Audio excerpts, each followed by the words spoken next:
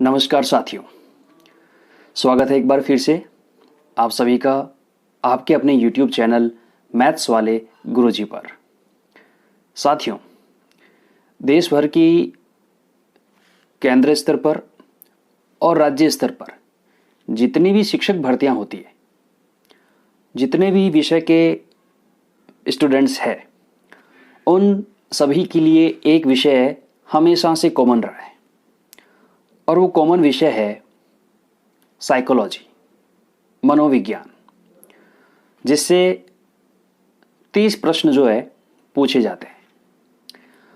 5 या 6 यूनिट के अंदर जो इसका जो सिलेबस डिवाइड है, उसमें से एक यूनिट जिसका नाम है बाल विकास, चाइल्ड डेवलपमेंट, यहाँ से 5 प्रश्न कम से कम हर परीक्षा में पूछे जाते हैं।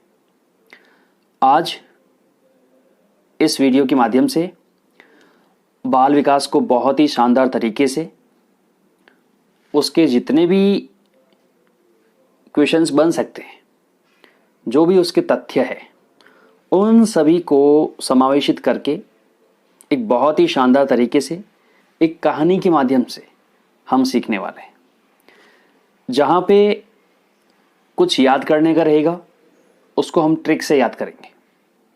इम्पोर्टेंट बात यह है कि इस वीडियो को समझने के साथ साथ हम वहाँ पे कौन कौन से प्रश्न बनने वाले हैं उनको भी चर्चा में लाएंगे, ताकि आप लोगों को भी ये पता चले कि इस सब्जेक्ट की आपकी तैयारी कहाँ तक हो चुकी है। साथ बने रहें, प्रॉपर नोट्स बनाएं इस चीज़ के, और वीडियो अच्छा लगे तो अपने साथियों के साथ भी इसको शेयर कीजिए। चलिए स्टार्ट करते हैं आज के इस लेक्चर को। साथियों, बाल विकास, इसकी जो कहानी शुरू होती है वो 1628 से शुरू होती है, कॉमेनियस महोदय से। कॉमेनियस महोदय 1628 में सर्वप्रथम उन्होंने स्कूल ऑफ इन्फेंसी की स्थापना की, जिसे हम हिंदी में बालवाड़ी कहते हैं। परीक्षा में प्रश्न पूछा गया है, स्कूल ऑफ इन्फेंसी की स्थापना किसने की? और उसका सही जवाब था कॉमेनियस महोदय ने। 1628 के अंदर इसकी स्थापना करने के बाद 1657 ईस्वी में कॉमेनियस महोदय को ये महसूस हुआ कि छोटे बच्चों को सिखाने के लिए चित्रित पुस्तकें ज़्यादा महत्वपूर्ण हैं, और इसीलिए 1657 में पहली बार बच्चों के लिए चित्रित पुस्तकें लाने का श्रेय भी कॉमेनियस महोदय को जाता है।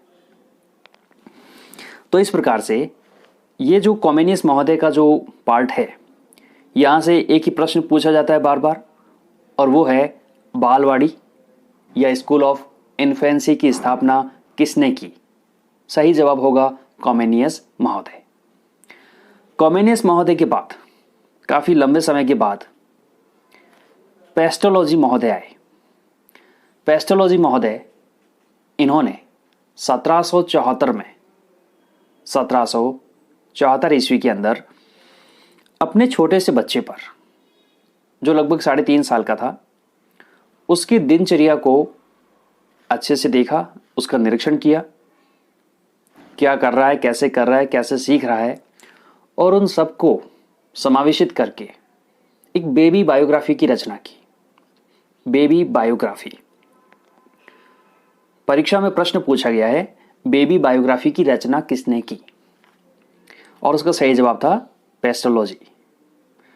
पेस्टोलॉजी महोदय ने बेबी बायोग्राफी की रचना की 1774 ईस्वी में, और पहली बार सभी लोगों के सामने एक छोटे बच्चे का विकास कैसे होता है वो उन्होंने अच्छे से डिस्क्राइब किया। और इसी कारण से पेस्टोलॉजी महोदय को कहा जाता है बाल मनोविज्ञान का जनक या पिता। पेस्टोलॉजी महोदय से संबंधित ये 2 प्रश्न कई बार परीक्षाओं में पूछे गए हैं। पहला प्रश्न पूछा जाता है बेबी बायोग्राफी की रचना किसने की? जिसका जवाब है पेस्टोलॉजी महोदय। और दूसरा प्रश्न पूछा जाता है, बाल मनोविज्ञान के जनक किसे कहा जाता है? कई बार अलग अलग किताबों में इस प्रश्न का जो जवाब है वो दो अलग अलग राइटर मिलते हैं। कहीं पर पेस्टोलॉजी मिलता है, कहीं पर स्टेनली हॉल मिलता है। लेकिन साथियों, इसका सही जवाब पेस्टोलॉजी महोदय ही है। बाल मनोविज्ञान के जनक पेस्टोलॉजी। इसके बाद देखिए, पेस्टोलॉजी महोदय की जब ये बेबी बायोग्राफी आई, पेस्टोलॉजी महोदय जर्मनी के निवासी थे, और जब ये बेबी बायोग्राफी आई तो जर्मनी के ही एक बाल रोग विशेषज्ञ, छोटे बच्चों के जो डॉक्टर थे, टाइडमैन, उन्होंने इस बेबी बायोग्राफी को अच्छे से इसका अध्ययन किया। और अध्ययन करने के बाद इन्होंने पहली बार बाल चिकित्सा मनोविज्ञान के बारे में दुनिया को बताया। बाल चिकित्सा मनोविज्ञान, मनोविज्ञान के माध्यम से कैसे छोटे बच्चों को उनकी चिकित्सा कैसे की जा सकती है, ये बताने का श्रेय सबसे पहले टाइडमैन को जाता है। और इसीलिए जब प्रश्न ये पूछा जाए बाल चिकित्सा मनोविज्ञान का जनक किसे कहा जाता है, तो इसका सही आंसर होगा टाइडमैन। साथियों, ये कहानी आगे चलती रही और इसके बाद 19वीं सदी के अंदर श्रीमती हरलॉक ने पहली बार ये विचार दिया कि एक बच्चे का जो जन्म होता है, उस जन्म से पहले जो गर्भावस्था होती है, तो उस बच्चे का जो विकास होता है वो उस जन्म से पहले गर्भावस्था में भी होता है। चूंकि हरलॉक महोदया एक मनोवैज्ञानिक के साथ साथ एक महिला थी, तो उन्हें ये महसूस हुआ कि बच्चे का विकास जन्म के बाद से शुरू नहीं होता है, एक बच्चे का विकास जन्म से पहले भी शुरू होता है। गर्भ धारण से लेकर बच्चे का विकास शुरू हो जाता है। तो पहली बार ये एक मील का पत्थर साबित हुआ साथियों। पहली बार हरलॉक ने यह बताया कि एक बच्चे का जो विकास होता है वो गर्भ धारण से शुरू हो जाता है। तो ये प्रश्न परीक्षा में पूछा गया है कि सर्वप्रथम किसने बताया कि विकास गर्भ धारण से शुरू होता है, तो उसका श्रेय जाता है हरलॉक महोदया को। अब देखिए, यहां पर दो शब्द है हमारे सामने। एक है बाल मनोविज्ञान, जो पेस्टोलॉजी की देन है, और दूसरा है बाल विकास, जो हरलॉक की देन है। इन दोनों में अंतर क्या है? और इसी अंतर पे परीक्षा में कई बार प्रश्न पूछा गया है, बाल मनोविज्ञान क्या है या फिर बाल विकास क्या है। तो साथियों, बहुत ही छोटा सा और महीन सा अंतर है दोनों में। जब हम बात करते हैं बाल मनोविज्ञान की, तो बाल मनोविज्ञान जन्म के बाद की अवस्थाओं का अध्ययन होता है। एक बालक का जन्म होता है, यहाँ पे मैं बार बार बालक शब्द यूज कर रहा हूँ, लेकिन यहाँ बालक बालिका दोनों शामिल है। हम इसको कॉमन रूप से शिशु कह सकते हैं। एक शिशु के जन्म के बाद शैशवावस्था, उसके बाद बाल्यावस्था, किशोरावस्था और उसके आगे की अवस्थाएं, उनमें जो अध्ययन किया जाता है उसे कहा जाता है बाल मनोविज्ञान। दूसरी ओर एक शिशु का गर्भ धारण से जो आगे की अवस्थाओं का अध्ययन किया जाता है, गर्भावस्था, शैशवावस्था, बाल्यावस्था और उसके बाद की अवस्था, तो इसे कहा जाता है बाल विकास। और बहुत ही आसानी से आप याद रख सकते हो, एक शिशु का विकास गर्भ में भी होता है, इसलिए जो बाल विकास है वो गर्भावस्था से होता है। ये प्रश्न कई बार परीक्षा में पूछा गया है। बाल विकास है और उसमें ऑप्शन आते हैं जन्म से या फिर गर्भावस्था से, इस तरीके से। तो बाल विकास का संबंध जो है वो गर्भावस्था से शुरू हो जाता है, गर्भ धारण से लेकर और आगे की सारी अवस्थाओं में बाल विकास होता है। अब दुनिया के सामने एक नया टॉपिक आ चुका था और उस टॉपिक का नाम है बाल विकास, जो हमारे आज के इस वीडियो का हेडिंग भी है।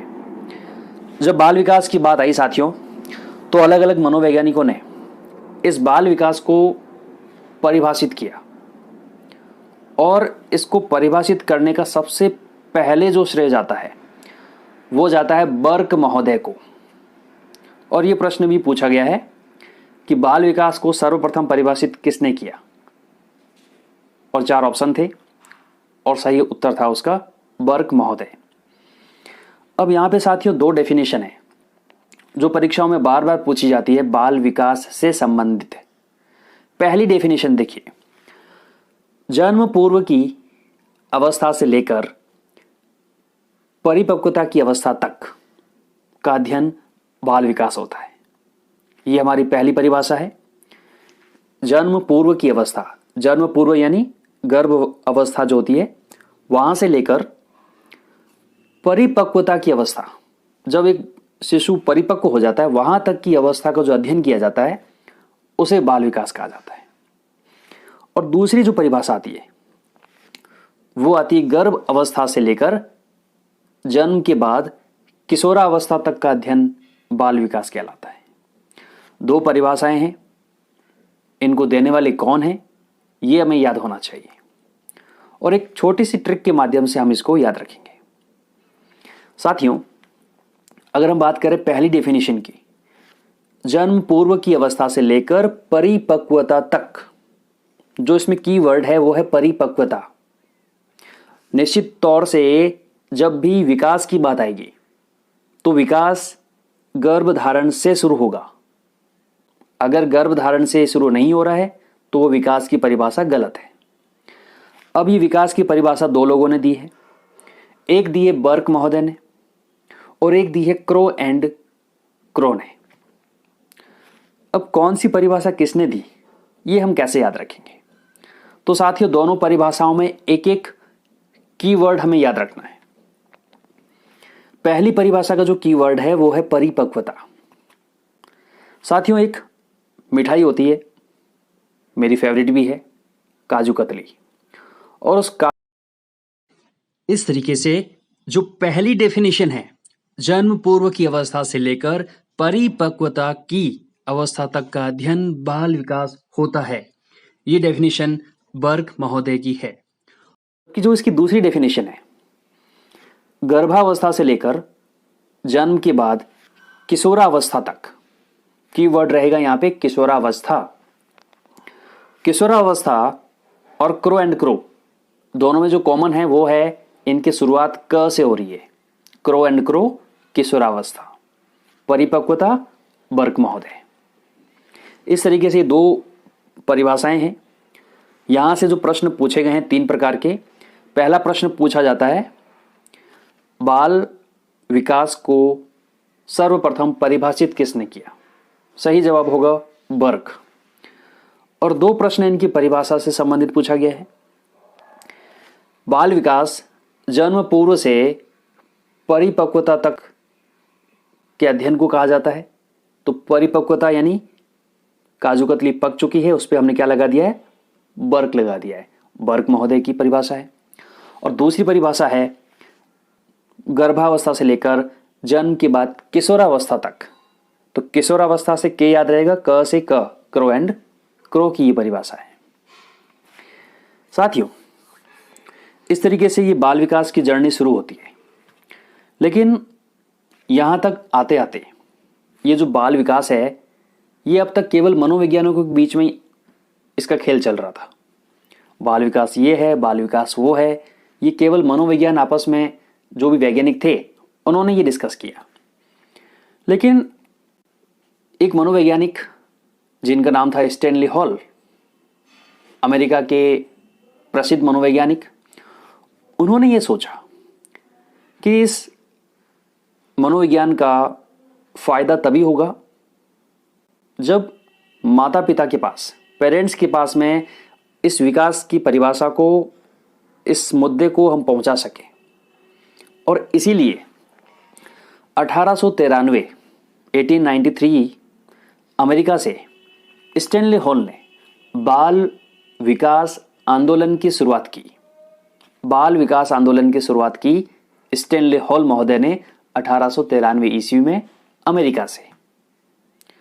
और उनके इस प्रयास के बाद घर घर में बाल मनोविज्ञान, जो बाल विकास है, इसके बारे में लोगों को पता चलने लगा कि कैसे एक शिशु के विकास पर परिवार का, वंश का, वातावरण का, सबका प्रभाव पड़ता है।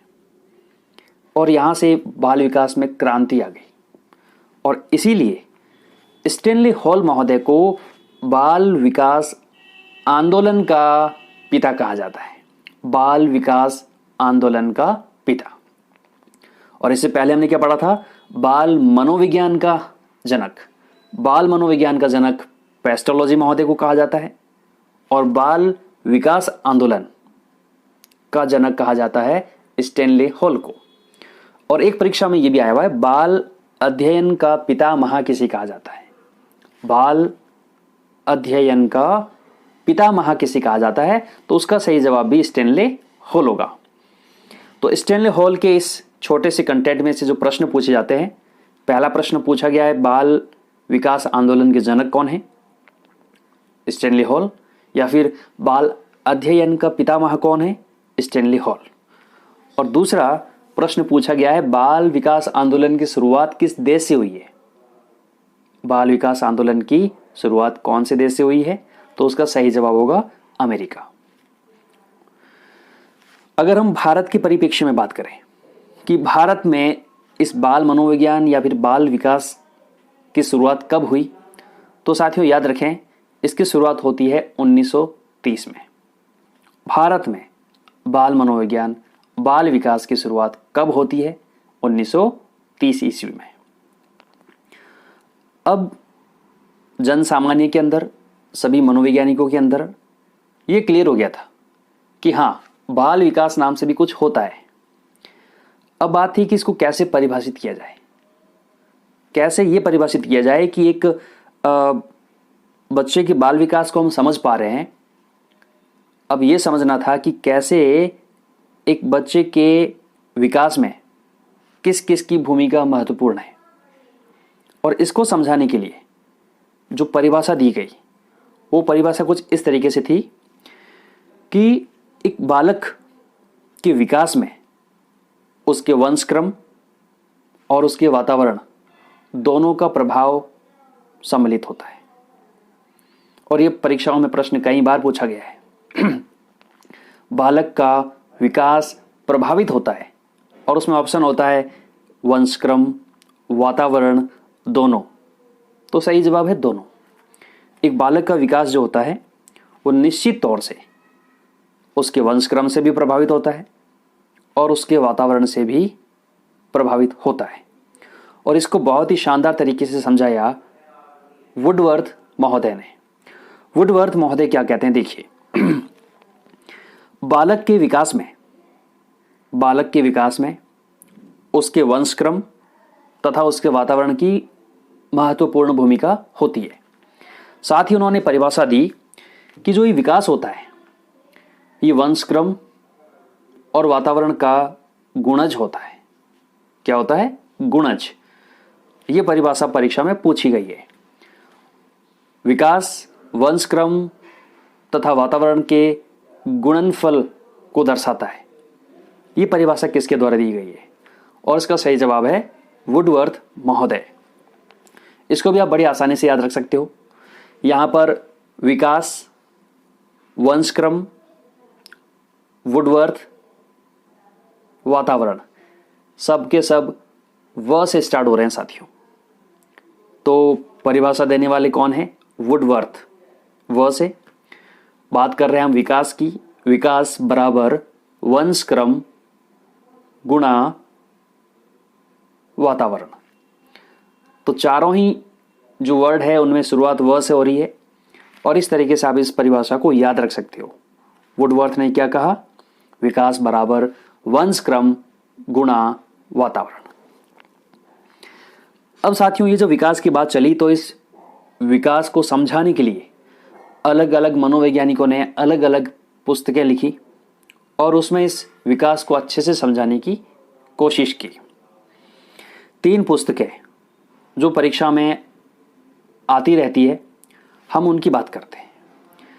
ये 3 पुस्तकें हैं। पहली पुस्तक infant child development, infant child development. Second है biographical sketch of an infant, biographical sketch of an infant. और तीसरी पुस्तक है the mind of the child, the mind of the child. प्रश्न आता है बुक का नाम देकर, आपको इसके राइटर का नाम पूछा जाता है। तो हम इन तीनों को ट्रिक से याद रखेंगे साथियों, क्योंकि सारी चीज़ें रटना बहुत ही मुश्किल काम होता है। जितनी ट्रिक्स को हम यूज़ करेंगे उतना हमारे लिए आसान रहेगा। तो देखिए साथियों, 3 पुस्तकों के नाम हमारे सामने हैं। पहली पुस्तक infant child development, child development. साथियों, अगर एक बच्चे का, एक चाइल्ड का अच्छे से डेवलपमेंट हो चुका हो, चाइल्ड डेवलपमेंट, अगर चाइल्ड डेवलप्ड हो, तो आपको ये बताना है कि उसके स्कूल टेस्ट में 10 में से कितने मार्क्स आएंगे। तो आपका जवाब होगा सर 10 आउट ऑफ 10, क्योंकि चाइल्ड डेवलप्ड हो चुका है, उसका अच्छे से विकास हो चुका है। तो साथियों, इस पुस्तक के राइटर का नाम है 10।